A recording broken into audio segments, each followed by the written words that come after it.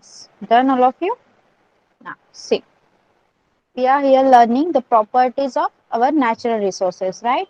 And they are and in that we have learned some properties of air. तर त्यामधला अजून एअरचे properties बाकी आहेत. त्यासाठी अजून एक ऍक्टिव्हिटी आपल्याला सांगितली आहे बघा.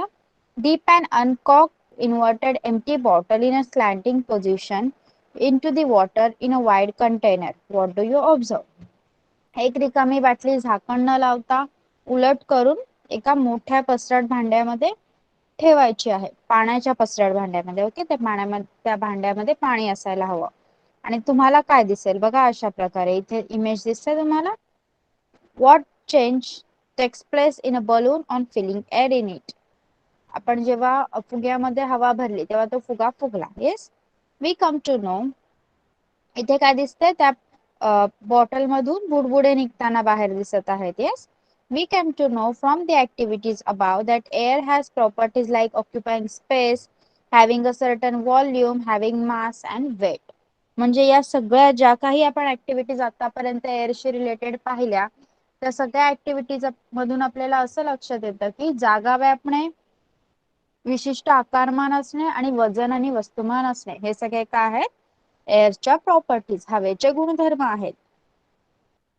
Air is a mixture of very fine particles of some gases, dust, smoke and moisture.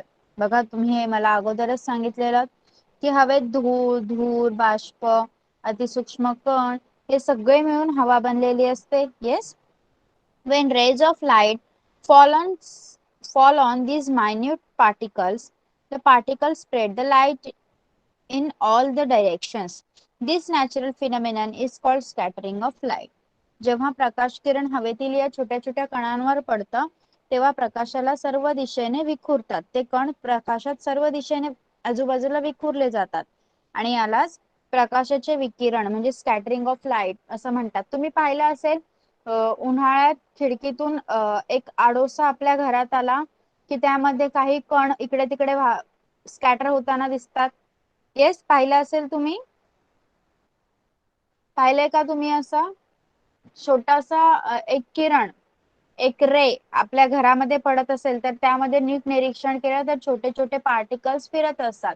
हे पार्टिकल्स काय असतात, हवेतले पार्टिकल असतात आणि त्या पार्टिकल्समुळे त्या पार्टिकल्सवर लाईट पडल्यामुळे ते पार्टिकल आपल्याला दिसत असतात आणि या फिनॉमिननलाच काय म्हणायचं आहे, scattering of light. Okay, now temperature regulation, तापमान नियंत्रण. The earth receives energy from the sun. बघा, पृथ्वीला heat energy, okay, and light energy कोणाकडून मिळत असते, सन कडून. That we already know. Okay, this energy is reflected by the earth in the form of heat. मग ही ऊर्जा पृथ्वी उष्णतेच्या स्वरूपात बाहेर फेकत असते. The constituents of air surrounding the earth such as water vapor, carbon dioxide absorb a part of this heat and give it to the other constituents of air. बघा, मग पृथ्वीच्या भोवती काय आहे, बाष्प आहे, कार्बन डायऑक्साइड आहे. Okay, water vapour, carbon dioxide यासारखे घटक काय करतात, या उष्णतेचा काही भाग शोषून घेतात आणि तो दुसरे जे घटक आहेत पृथ्वीच्या आजूबाजूला त्यांना देतात. As a result, the Earth's surface remains warm and thereby becomes suitable for the living world on the Earth. If there were no air on the Earth, the average temperature of the Earth's surface would have been very low. बघा, मग पृथ्वीला जी ऊर्जा मिळत असते सूर्यापासून, ती ऊर्जा पृथ्वी काय करते, उष्णतेच्या हीटच्या स्वरूपात बाहेर टाकते. आणि बाहेर टाकते म्हणजे जे हवेत जे वॉटर वेपर आणि कार्बन डायऑक्साइड सारखे घटक प्रेझेंट आहेत, बाष्प आणि कार्बन डायऑक्साइड प्रेझेंट आहे, ते काय करतात, पृथ्वीने बाहेर टाकलेले या उष्णतेचा काही भाग शोषून घेतात आणि दुसरे अजून काही घटक आहेत, धुळीकण म्हणा, धुके, असे वेगवेगळे घटक आहेत हवेत, वेगवेगळे वायू आहेत, त्यांना ते ती ऊर्जा देऊन टाकतात. त्यामुळे काय होतं, पृथ्वीचा जो पृष्ठभाग आहे तो उबदार राहतो आणि त्या उबदारपणामुळेच आपण जी जीवसृष्टी आहे ती पृथ्वीवर जगू शकते. जर पृथ्वीवर हवा नसती तर पृथ्वीच्या पृष्ठभागाचं जे तापमान आहे ते एकदम कमी झालं असतं आणि त्यामुळे आपण तिथे जगू शकलो नसतो. एकदम कमी टेम्परेचरला आपण can we live if the temperature is very low, can we live there? सांगा. No, it is very unsuitable for all of us. प्रत्येक जीवसृष्टीसाठी ते खूप हानिकारक आहे. Okay. Now transmission of sound. All the sounds that we hear reach us through the surrounding air. आपण कोणत्याही प्रकारचा आवाज ऐकतो तो कशामुळे आपल्या कानापर्यंत पोहोचतो? आपल्या सभोवताली हवा आहे त्यामुळे. Yes, it's perfectly fine Shardul. Now pay attention. Okay. आपल्याला जे वेगवेगळ्या प्रकारचे आवाज ऐकू येतात ते कुठून कशामुळे ऐकू येतात? आपल्या सभोवतालच्या हवेमुळे. The density of air also changes due to change in the temperature. आपण पाहिलंच होतं बीच जवळ हवेमुळे कसा तापमानात फरक पडतो. येस. आणि उन्हाळ्यात कपडे सुकतात आणि पावसाळ्यात का सुकत नाही ते पण आपण पाहिलं होतं. तेच याच्याशी कनेक्टेड आहे बघा. तापमानातील बदलामुळे हवेची घनता सुद्धा बदलत असते. टेम्परेचरच्या चेंजेसमुळे हवेची डेन्सिटी सुद्धा चेंज होत असते. In winter the density of the air increases. हिवाळ्यात काय होतं? हवेची डेन्सिटी वाढत असते, घनता वाढते. We can hear the whistle of a distant train clearly early in the morning in winter. मग थंडीत पहाटे एकदम दूरवर जर आगगाडी असेल तर तिचा आवाज आपल्याला स्पष्टपणे ऐकू येतो. रेल्वेचा शिटीचा आवाज थंडीच्या दिवसांमध्ये आपल्याला स्पष्टपणे ऐकू येतो. Air is useful as a medium for the transmission of sound. म्हणजेच ट्रान्समिशन ऑफ साऊंड ही सुद्धा एअरची एक प्रॉपर्टी आहे.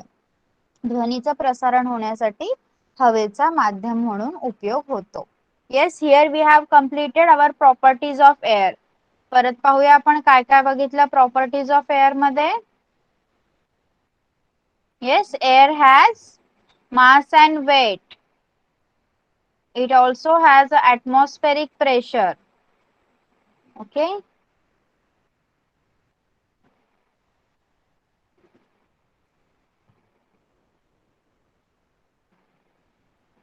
Then we saw one property of air, the scattering of light.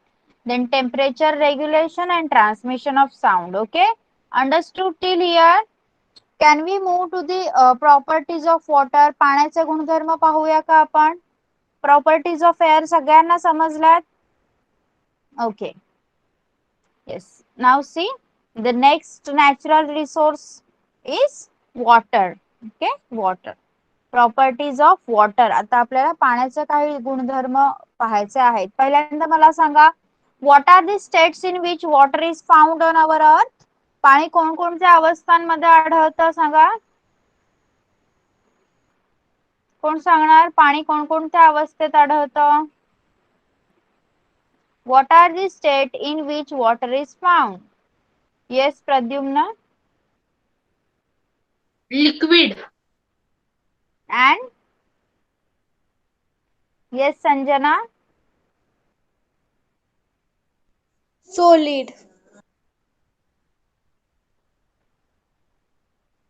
Aditi, can you tell everyone every state of water? Liquid, solid आणि gas. How? Can you give some examples? Harsh? Yes, Harsh. Liquid water, soil, ice. Yes, solid Ice. ice. आणि gas vapour. Okay.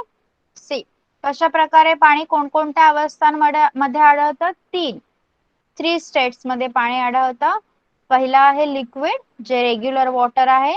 Then solid, ice आपण बनवू शकतो किंवा हिम प्रदेश असतात जे तिथे बर्फ पडतो. Then third is vapours, gaseous state आहे vapours. Okay. What interference will you draw from the picture alongside? इथे तुम्हाला पिक्चर दिलं आहे बघा. बॉल मध्ये और फुगा आहे, त्यामध्ये पाणी भरून त्याला होल्स पाडले आहेत आणि त्यामधून पाणी बाहेर येत आहे. येस, यामुळे काय इन्फरन्स काढू शकतो आपण, काय तर्क निष्कर्ष काढू शकतो बघा. Water occurs in liquid state under ordinary condition. सामान्य तापमानाला पाणी हे लिक्विड स्टेट मध्ये द्रव अवस्थेतच आढळते, बरोबर. Water is a fluid substance म्हणजे पाणी हा एक प्रवाही पदार्थ आहे. Water does not have its own shape but has a volume. पाण्याला स्वतःचा आकार नाही, तो कोणत्याही भांड्यात गेल्यावर त्या भांड्याचा आकार घेऊ शकतो, परंतु त्याला व्हॉल्यूम आहे, आकारमान आहे. मोजतो की नाही आपण 50 ml water, 100 ml water. Yes, it has volume. It can pass through small holes or seep through very small gaps or cracks. आपल्याला माहितीच आहे, एकदम छोटासा जरी पॉइंट असेल, एकदम छोटासा होल असेल तरी आणि फट असेल तरी त्यातून पाणी बाहेर निघू शकतं. Yes, you agri with this.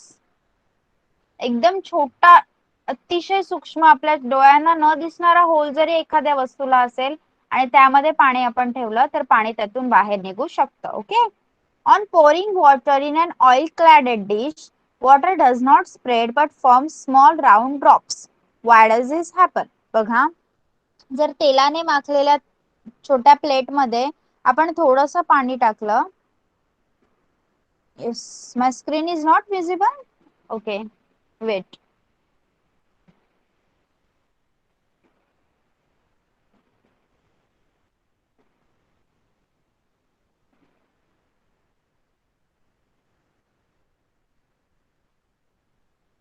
Okay, now visible.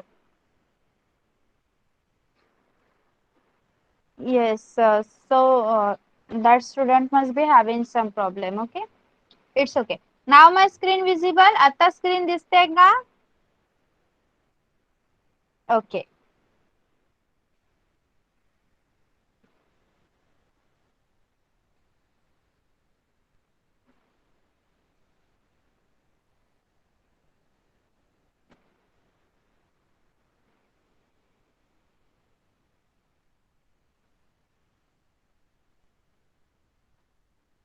बघा, जर तेलाने माखलेल्या एका प्लेट मध्ये तुम्ही थोडंसं पाणी ओतलं तर पाणी ताटलीत सगळीकडे पसरत नाही, त्या प्लेट मध्ये पसरत नाही, उलट त्याचे गोलाकार थेंब तयार होतात. असं का? सांगा, कोण सांगू शकेल?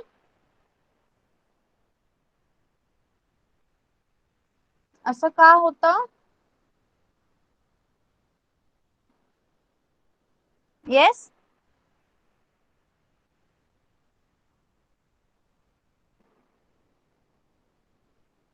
No one. कारण पाणी हे ओके तेल. Okay, Deepika, you want to tell? Yes. Ma'am, yes, because water is float on oil. और oil floats on water.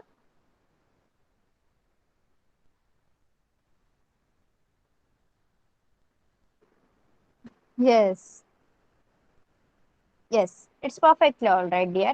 So, here त्यांच्या डेन्सिटी मध्ये फरक असतो. ओके, त्यांच्या डेन्सिटी मध्ये फरक असल्यामुळे दोघांची डेन्सिटी सारखी नाहीये, घनता समान नसते, त्यामुळे तेल हे पाण्यावर तरंगतं. Okay, oil floats on water.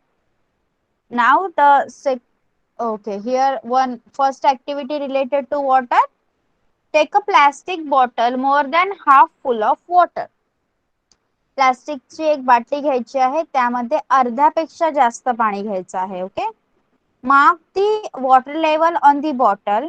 Keep this bottle upright in the freezer for making ice. आता काय करायचं आहे, बाटलीवर पाणी जिथपर्यंत आहे तिथे एक मार्किंग करायची आहे, खूण करायची आहे, आणि आता ही बाटली बर्फ होण्यासाठी फ्रीजर मध्ये उभी ठेवायची आहे. ओके, अपराइट, उभी ठेवायची आहे. Open the freezer after a couple of hours and observe. काही तासानंतर फ्रीजर उघडून पाहायचं आहे आणि पाण्याचा बर्फ झालेला आपल्याला पाहायला मिळेल. बघा, you will see that the water has change in to ice. पाण्याचा बर्फ झालेला आपल्याला पाहायला मिळेल. Note the level of ice. आता बर्फ कितीपर्यंत पोहोचला आहे त्याच्या तिथे मार्किंग करायची आहे. you will find that the ice level is higher than the water level before freezing. What can you infer from this?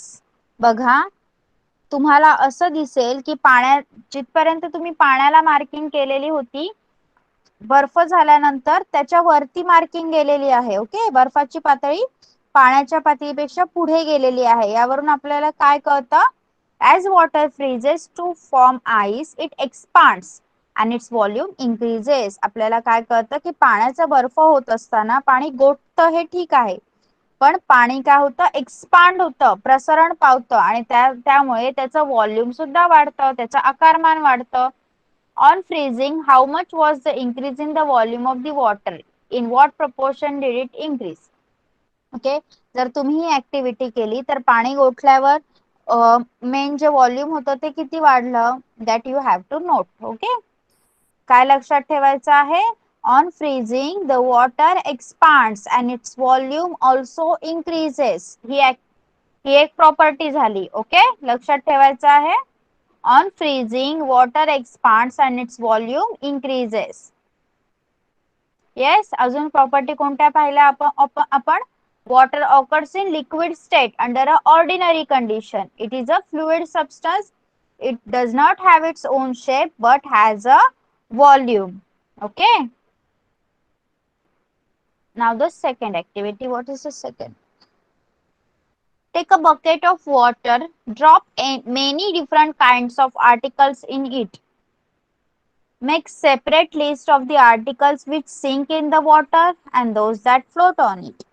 बालदी घ्यायची आहे आणि त्या बादलीमध्ये वेगवेगळ्या प्रकारच्या आपल्या वस्तू, sharpener, pencil, scale, whatever things you have, that you have to put in that bucket. Okay, आणि त्यामधल्या कोणत्या बुडतात आणि कोणत्या तरंगतात ते नोटिफाय करायचं आहे.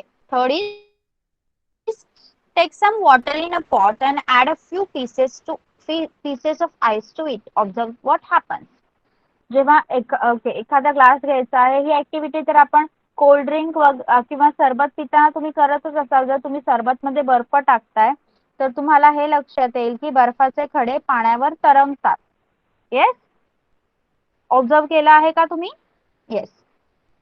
So why do we see the ice float on water?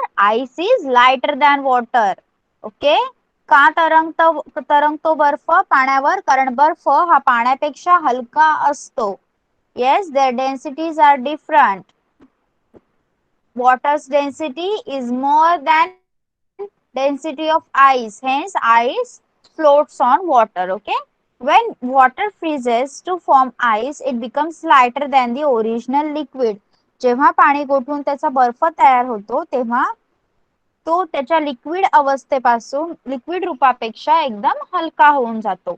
When water freezes, that is when it transforms into the solid state, its volume increases. हे आपण ऑलरेडी पाहिलं. पाणी गोठतं म्हणजे ते काय होतं? लिक्विड स्टेट मधून सॉलिड स्टेट मध्ये जातं आणि त्यावेळी त्याचा व्हॉल्यूम इन्क्रीज होतो. It expands and its volume increases. Okay. Therefore, the density of ice is less than that of water. म्हणजेच पाण्याची ओके, बर्फाची जी घनता आहे ती पाण्यापेक्षा कमी असते. ice density is less than water, hence what ice floats on water. Okay, here they have given you a formula of density of water, how it is calculated. The interrelation between the volume and mass of a substance. Okay, पदार्थाचा आकारमान आणि वस्तुमान यांच्यामध्ये काय संबंध आहे? काय inter relationship आहे? That we are going to see. The space occupied by a substance is its volume. बघा, आता मी तुम्हाला 50 ml पाणी दिलं. सॉरी, आता मी तुम्हाला एका ग्लासात पाणी दिलं, अर्धाच ग्लास भरून पाणी दिलेलं आहे. मग त्या ग्लासाला पाण्याने त्या ग्लासाची किती स्पेस व्यापली आहे? किती स्पेस ऑक्युपाय केलेली आहे? फक्त अर्धीच. बरोबर. मग ती अर्धी स्पेस म्हणजे त्या पाण्याचं काय झालं? Volume. Okay. And the store of matter in a substance is its mass. आणि पदार्थातील तो द्रव्य संचय म्हणजे मी जर तुम्हाला 50 ml पाणी दिलंय तर ते म्हणजे काय झालं तुमचा mass. Understood? Yes. and how density is calculated? Density is equals to mass upon volume. Mass is measured in grams and volume in cubic centimeter. मासला कसं मेजर केलं जातं ग्रॅम्स मध्ये. ग्रॅम्सला कसं डिनोट करतात GM. And volume in cubic centimetre. Cubic CC. Small C small C. त्यामुळे density जेव्हा calculate करतो तेव्हा त्याचं युनिट येणार gram per CC. Hence GCC is the unit of density. See आपण जेव्हा डेन्सिटी कॅल्क्युलेट करतो तेव्हा आपल्याला युनिट लिहायचं आहे GCC. If the mass of 1 litre of water is 1 kilogram. बघा जर 1 लिटर पाण्याचं वस्तुमान 1 किलोग्रॅम आहे तर त्याची डेन्सिटी किती येणार? That we have to calculate. Okay, can you calculate? Sorry. Yes, write down this formula. Formula लिहून घ्या डेन्सिटीचा. Density is equals to mass upon volume.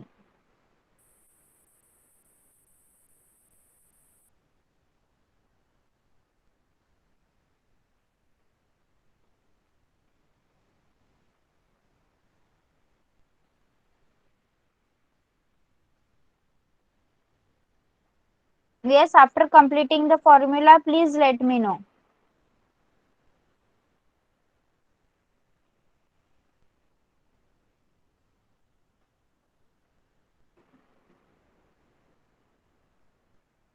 Okay, complete. Density is equals to mass upon volume. Also mention the units. Units पण लिहा. Gram per cc.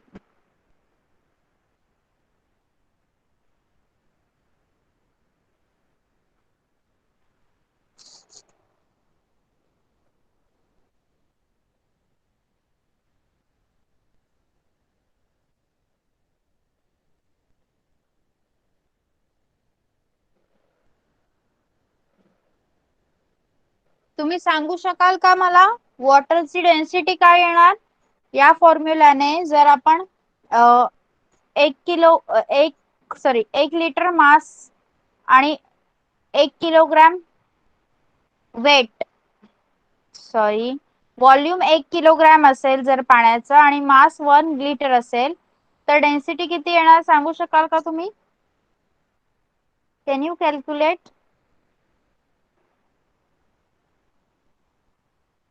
Yes. What is the density of water?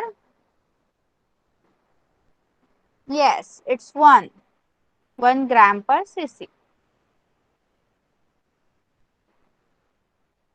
Okay, should I move on? समजले density of water कशी calculate करायची? Okay? Yes. Now, anomalous behavior of water. What is anomalous behavior of water? म्हणजे पाण्याचं असंगत वर्तन. पहा. Here they have shown us a image of anomalous behavior of water. Okay, see. Temperature mention केलेलं आहे पाण्याचा. डिग्री सेल्सिअस आहे म्हणजे टेम्परेचर. ओके बघा. Usually when the temperature of a substance is lowered, its density increases as the volume decreases. बघा साधारणपणे जेव्हा पदार्थाचं तापमान आपण कमी करतो तेव्हा त्याची घनता वाढते कारण आकारमान कमी होत जातं. ओके, कोणताही पदार्थ असेल त्याचं तापमान जेव्हा आपण कमी करतो तेव्हा त्याची घनता वाढते आणि आकारमान कमी होत जातं. Okay, it's volume decreases because of the density increases. But water is an exception to this rule. पण पाणी या नियमाला अपवाद आहे, एक्सेप्शन आहे. कसं पहा. Activity number 4. Keep a glass full of water in a freezer for 5 to 10 minutes. ग्लासभर पाणी घ्यायचं आहे आणि ते 5 ते 10 मिनिटं फ्रीजर मध्ये ठेवायचं आहे. Then take it out, sorry, and observe it carefully.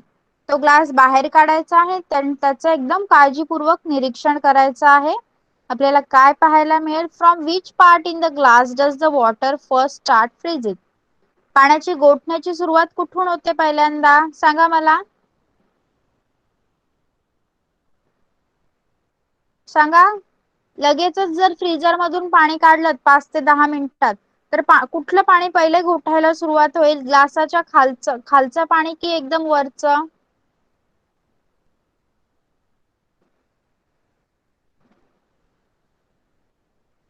Up. Yes. The density of water is peculiar. Okay, पाण्याच्या घनतेचं एक वैशिष्ट्य आहे बघा. when water at normal temperature starts cooling, its density increases like that of most liquid. नेहमीचं जे तापमानाचं पाणी आहे ते थंड होऊ लागलं की सर्वसाधारण वेगवेगळे जे द्रव्य आहेत त्यांच्याप्रमाणे त्याची घनता वाढत जाते. ओके, पण however, if its temperature falls below 4 degrees Celsius, its density start decreasing. लक्ष द्या, नॉर्मल लेवलला, नॉर्मल टेम्परेचरला जेव्हा पाणी थंड होत असतं तेव्हा त्याची डेन्सिटी इन्क्रीज होते. But if its temperature falls below 4 degree, जर 4 डिग्रीच्या खाली गेलं टेम्परेचर, फ्रीज मध्ये आपलं 4 डिग्रीच्या खाली असतं टेम्परेचर, येस. मग जर 4 डिग्रीच्या खाली गेलं टेम्परेचर तर डेन्सिटी काय होते? डिक्रीज होते. इथे इन्क्रीज होत नाही, इट इज डिक्रीजिंग. 4 डिग्री तापमानाच्या खाली गेलं जर तापमान, तर पाण्याची घनता, पाण्याची डेन्सिटी कमी होऊ लागते. This means that the density of water is maximum at 4 degrees Celsius. म्हणून आपण असं म्हणू शकतो की 4 डिग्री सेल्सिअस या तापमानाला पाण्याची डेन्सिटी म्हणजेच घनता ही सर्वात जास्त असते. If the temperature of water is lowered below 4 degrees Celsius, its density decreases and volume increases. पण जर 4 डिग्रीच्या पाण्याचे तापमान आपण कमी केलं तर त्याची घनता, त्याची डेन्सिटी कमी होते आणि त्याचा व्हॉल्यूम म्हणजे त्याचा आकारमान वाढत जातं. It means that water expands when the temperature falls below 4 degrees Celsius. This is called the anomalous behavior of water. बघा, म्हणजेच काय, 4 डिग्री सेल्सिअसच्या खाली तापमान जाऊ लागलं की पाणी एक्सपांड होतं, म्हणूनच त्याचा बर्फ होतो. Okay, and this is anomalous behavior. anomalous म्हणजे काय? सगळ्यांसारखं न वागणे, काहीतरी विचित्र वागणे. मग पाणी बाकीच्या द्रव्यांसारखं वागत नाही, विचित्र वागतं, म्हणून या बिहेवियरला anomalous behavior असं म्हटलं गेलंय. Yes, understood? Understood everyone? anomalous behavior of water. Anyone wants any repetition in this?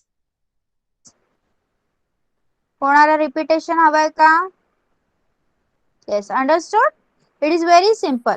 4 degree सेल्सिअसच्या खाली जर तापमान गेलं तर बाकीचे द्रव्य एक्सपांड होत नाही, पण पाणी एक्सपांड होतं. येस.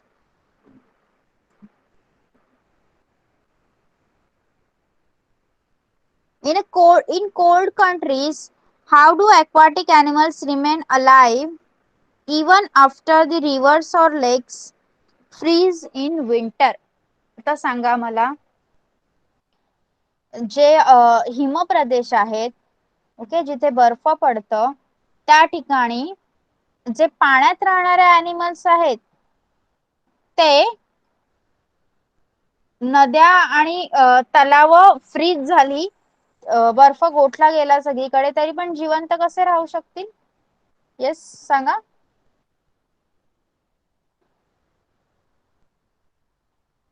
यामध्ये पाण्याच्या anomalous बिहेवियरचाच वापर केला गेलेला आहे. Yes, Pradyumna. Hello ma'am. Yes. पाण्याच्या अपसाइडच्या सरफेस पहिल्यांदा गोठतो, पण सगळ्यात लास्टचा जो सरफेस असतो ना त्याची टेम्परेचर 4 डिग्री सेल्सिअसच राहते. Yes, and hence they can live in that water. Good. Again, they have given us one activity. C. Take 2 big glasses of water Add 4 to 5 spoonful of salt to the water in one glass and dissolve it completely. Now place a potato in water in a second glass. The potato will sink. बघा आता काय करायचं आहे, 2 मोठे glass घ्यायचे आहेत आणि त्यात पाणी घालायचं आहे. एका ग्लास मध्ये 4 ते 5 चमचे मीठ टाकायचं आहे आणि ते पूर्णपणे विरघळवून टाकायचं आहे. आणि आता त्यामध्ये एक बटाटा टाकायचा आहे. ओके, ज्यात आपण मीठ टाकलेलं नाही त्यामध्ये बटाटा टाकायचा आहे. आपल्याला दिसेल की मीठ न टाकलेल्या ग्लासामध्ये बटाटा खाली बुडला. आणि नंतर आपण काय करायचं आहे, now place a potato in water in second glass. The potato will sink. Take out the potato from that glass and put it in the salt water and observe. आता तो बटाटा त्या ग्लास मधून काढून ज्या ग्लास मध्ये आपण मीठ टाकलेलं आहे ना त्या ग्लासात टाकायचं आहे. आपल्याला काय दिसणार आहे, the density of water in that glass is greater due to the dissolved salt. The potato floats in that water because of the increased density. आता इथे मीठ टाकल्यामुळे, मीठ पाण्यात विरघळल्यामुळे त्या ग्लास मधील पाण्याची जी डेन्सिटी आहे, जी घनता आहे ती वाढलेली आहे आणि त्यामुळे बटाटा हलका होऊन तो पाण्यावर तरंगू लागलेला आहे. Yes, understood? अंडरस्टूड? आता मला सांगा, why is it easier to swim in the sea than in a well or a lake? तलावात किंवा विहिरीतल्या पाण्यामध्ये पोहण्यापेक्षा समुद्रात पोहणं सोपं का असतं? सांगा. येस दीपिका.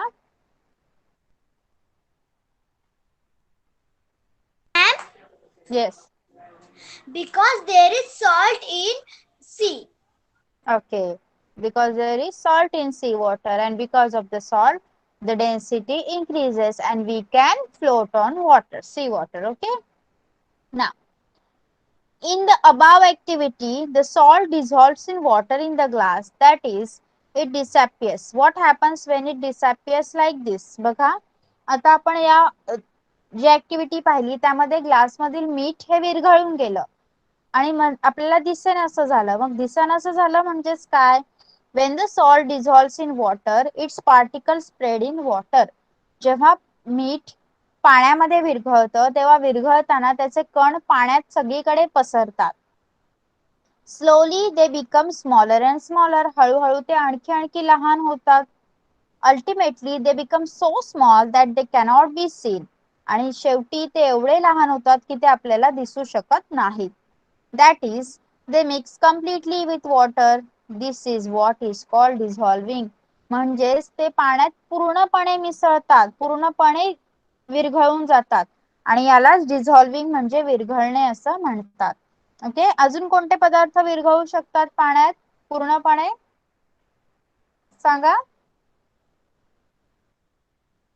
मिठासारखे अजून कोणते पदार्थ? शुगर अँड अजून हळद विरघळू शकते का पाण्यात? Can turmeric get dissolve?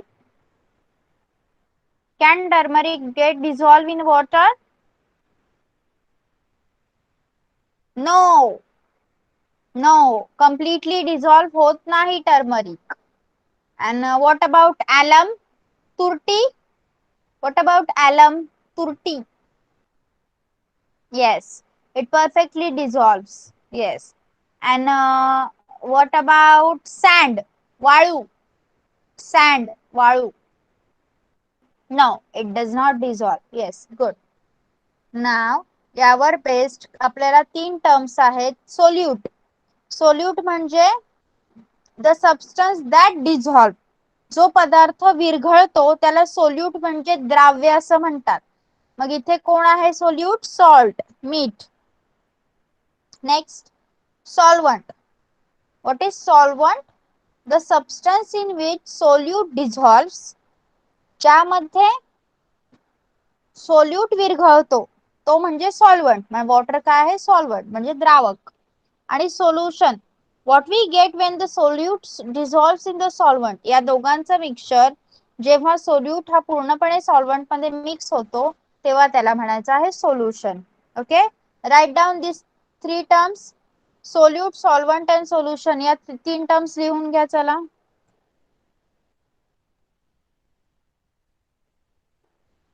Just write them down fast. Solute, solvent and solution. And mention salt, water.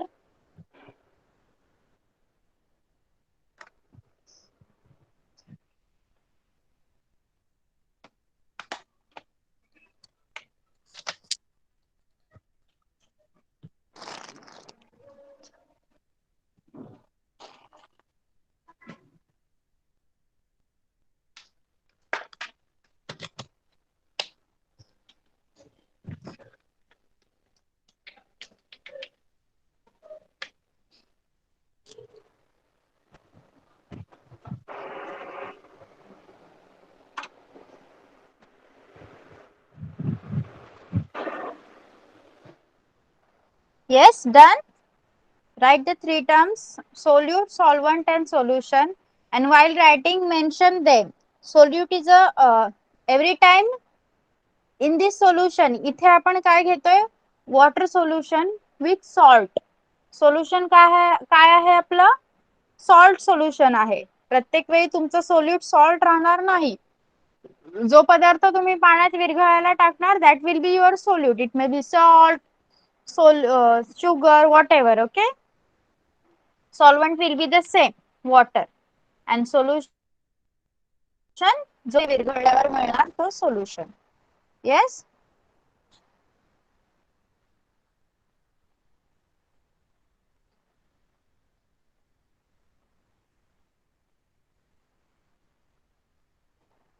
done, completed. Okay, okay. Now,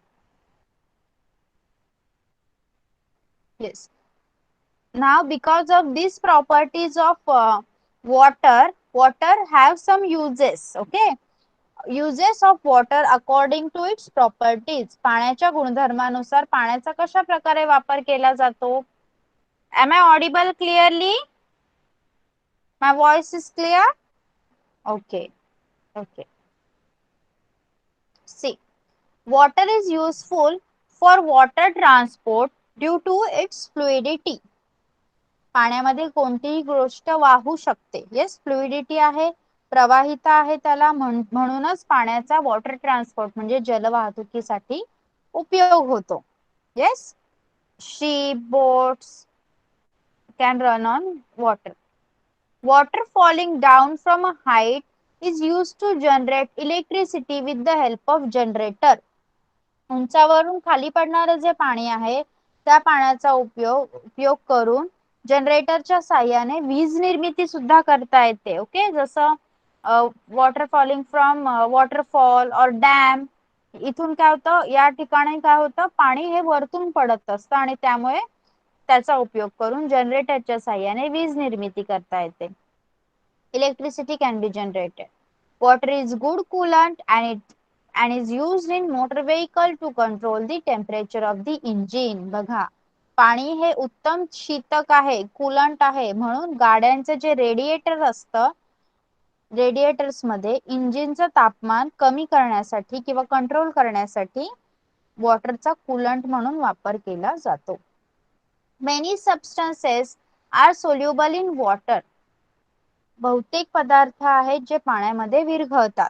water is a universal solvent. म्हणून पाणी हे एक वैश्विक द्रावक आहे. Water is used as a solvent in factories, laboratories, foodstuffs and various types of biological processes occurring in the body such as digestion, excretion, etc. बघा, पाणी हे एक सोल्युशन आहे, सॉल्व्हंट आहे, द्रावक आहे, म्हणून वेगवेगळ्या कारखान्यांमध्ये, प्रयोगशाळांमध्ये, अन्न पदार्थ बनवताना आणि त्याशिवाय आपल्या शरीराच्या आत अंतर्गत ज्या काही प्रक्रिया होतात, जसं पचन, उत्सर्जन, या क्रियांमध्ये पाणी एक सॉल्व्हंट म्हणून कार्य करत असतं. Water is useful for cleaning purposes such as for bathing, washing clothes. Okay, आणि अजून अंघोळ करणे, कपडे धुणे, भांडी धुणे या सगळ्या गोष्टींसाठी पाण्याचा उपयोग होत असतो. Yes, understood properties and uses of water? Yes, everyone, do you all have understood properties and uses of water? Okay, so we are going to stop here. Before that, I am going to ask you some questions, okay, related to properties of water and air also.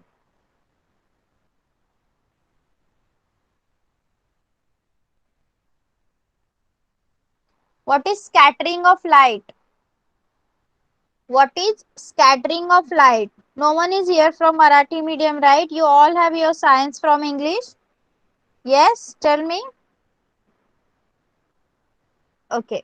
So what is scattering of light? Tell me what is scattering of light?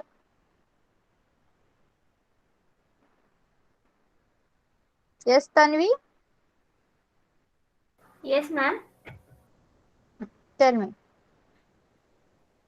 When rays of light fall on these minute particles, then particles spread the light in all the direction. This natural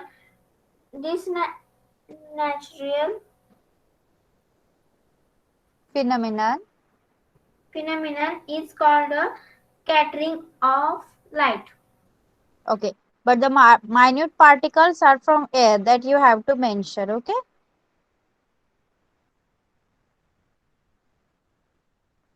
Okay. How air is responsible for temperature regulation on of Earth? How air is responsible for temperature regulation of Earth? Yes, can you tell me?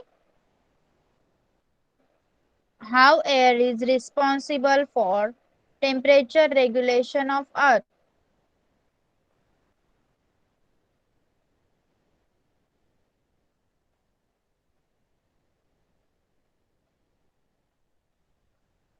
What happened? No one? Yes, Deepika? Ma'am, Yes. the earth receives energy from the sun. This energy is reflected by the earth in the form of heat. The constituent of air surrounding the earth, such as water vapor, carbon dioxide, absorbs a part of this heat and give it to other constituent of air. As a result, the earth's surface remains warm and thereby becomes suitable for the living world on the earth. Yes. Okay, good. Now,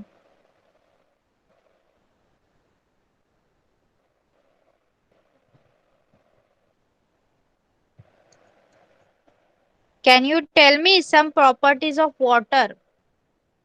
Yes, some properties of water.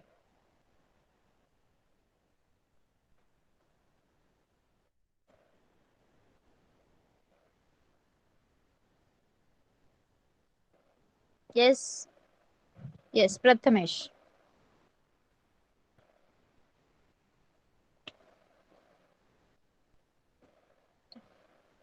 Prathamesh?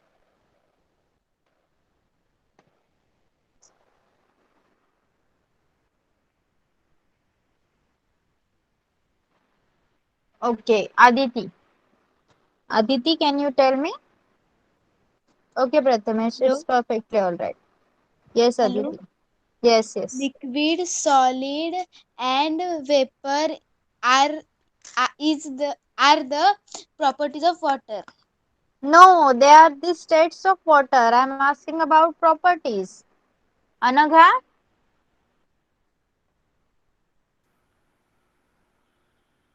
Yes, Anagha? Properties of water. Water is a fluid substance that is found in liquid state at room temperature and at ordinary conditions. Water has its volume, but it does not have its own shape. It can seep through small holes, gaps, or cracks. When water freezes into ice, it expands and its volume increases. Solid ice becomes lighter than the original liquid water and hence ice floats on water. Yes. And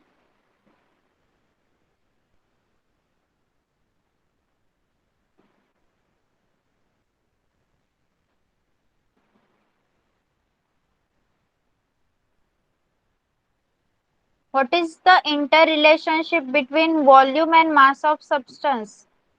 What is the interrelationship between volume and mass of the substance? Yes?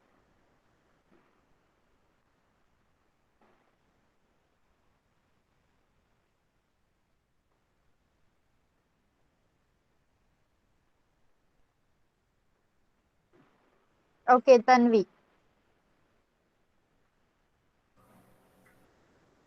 The interrelation between the volume and mass of a substance. The space occupied by a substance it is its volume. The store of matter is a substance, it's the mass. Okay. Now, can you explain anomalous behavior of water? Yes? Anomalous behavior of water.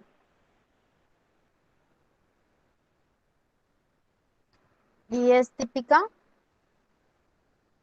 Ma'am, Yes. the density of water is peculiar. Density. It's density, dear. Okay, sorry. The density of water is peculiar. When water at normal temperature start cooling, its density increases like that of most liquids. However, if its temperature falls below 4 degrees Celsius, its density starts decreasing.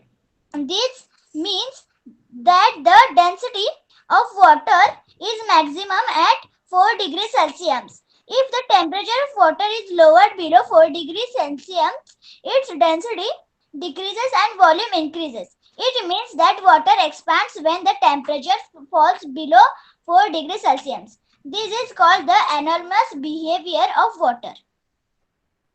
Okay. Now, can anyone tell me the uses of water according to its properties? Yes? Uses of water according to its properties. Yes, Aditi?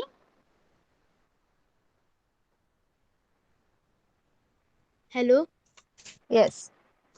Uses of water according to its properties.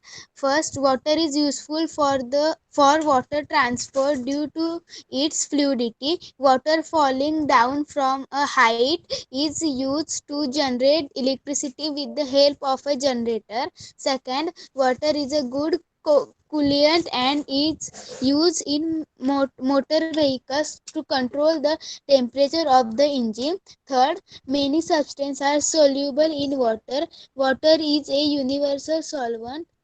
Water is used as a solvent in factories, laboratories, foodstuffs, and in various types of biological processes occurring in the body, such as digestion, excretion, etc. Fourth, water is useful for cleaning purposes, such as for bathing, washing clothes, etc. Okay. So we are going to stop over here. Yes. So your homework will be uploaded today on your Google Classroom. I will post some questions. Okay. Now, आता मी जे काही प्रश्न तुम्हाला विचारले आहेत, that I am going to post. You have to write them. Okay.